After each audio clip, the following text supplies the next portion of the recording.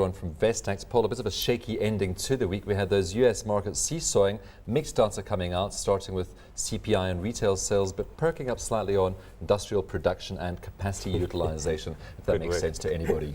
Good work. No, I mean, it's amazing, isn't it, after that period in 08 and 09 when we saw many, many days where you would have swings of northwards of 150 points on the Dow. We've had a period now where the volatility as measured by that VIX index has really fallen to very low levels. And it seems almost as though whatever the nature of the major economic release of the day, there's an inclination to perhaps move slightly lower if the number is a little bit light, but then to move higher in the day. Or for the close, when it looks a bit sharky as it approaches the end of the night at 11 o'clock our time in New York, suddenly you see that kind of bounce back. So we saw that again today, slightly mixed data. I mean, the inflation numbers look as though they're in line, excluding oil or energy and other sort of interest costs as they do there. But I mean, I think overall it seems as though the US market persists in this desire to go higher, and we must pay attention to that. I mean, there are a lot of people who build a theory of what the market ought to be doing, and they ignore what the prices are. And the prices for the last 2 years have been firmly higher, steadily and relentlessly higher.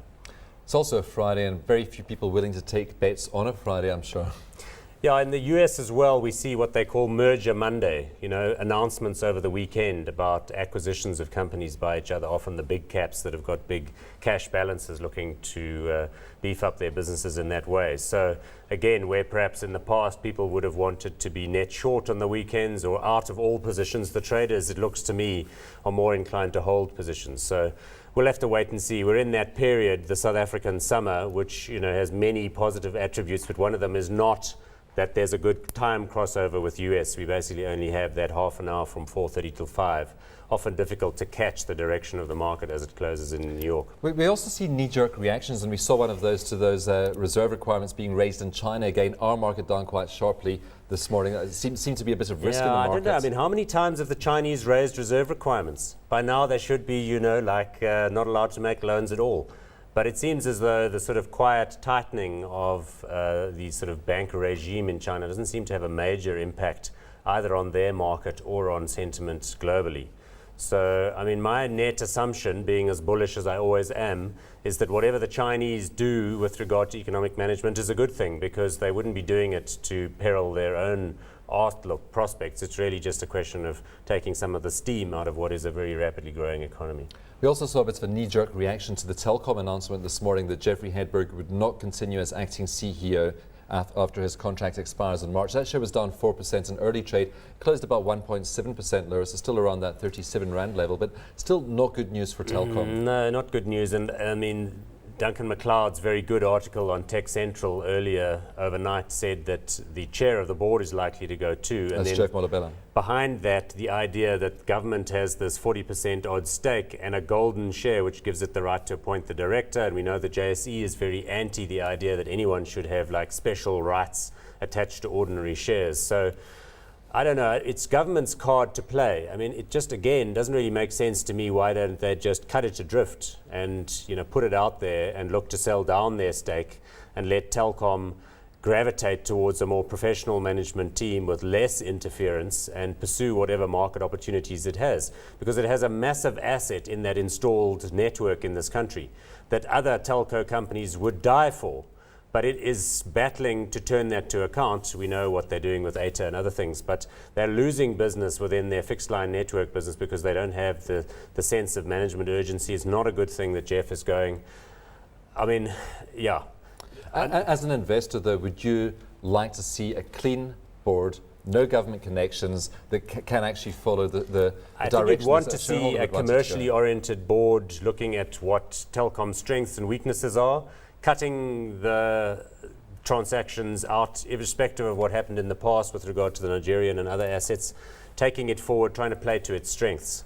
I mean, the fact that it's perceived as a strategic asset and that government wants to achieve other objectives with it, generally not a good thing. And remember, this is the telco industry. This is not Eskom, where they dominate the industry. Telkom is a mid-sized player now in what is an increasingly competitive world. They can't sit on their laurels. And while government's involved, there is going to be a developmental agenda for Telkom, which is not necessarily a commercial agenda. Yeah, but in the old days, they had that thing years and years ago where they had to obliged themselves to put lines into rural areas, but then within years it became a much more logical thing to do to have cell phones in rural areas, so it was a complete joke.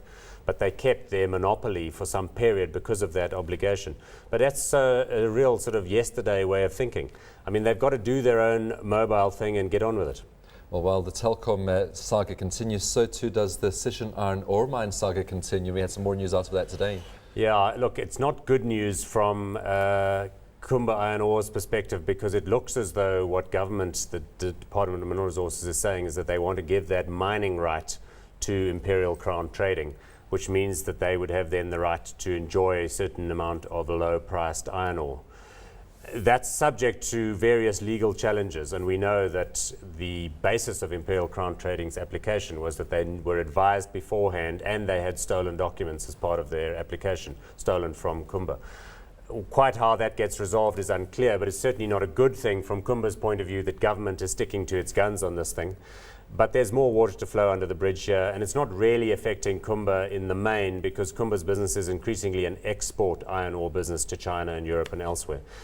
But it does cast a cloud over the whole area of mineral rights and of the issue generally of South African mining companies and the way government positions itself vis-a-vis the mining companies. And of course, we now had ArcelorMittal tying itself to ICT, so hoping to get back to that cheap Exactly. iron So ore. if iron ore rights stick to ICT, they go to Arcelor, and that's not the kind of way you'd like to see business done in the country. But at the end of the day, it could be good for ArcelorMittal. I suppose, although they're paying a pretty price for that right as well, and they would have been in a much better position had they not been in this scenario either. And had they applied for the newer mineral rights in the first Yeah, place. well, that's water under the bridge. Paul, we have to leave it there. Thanks very much.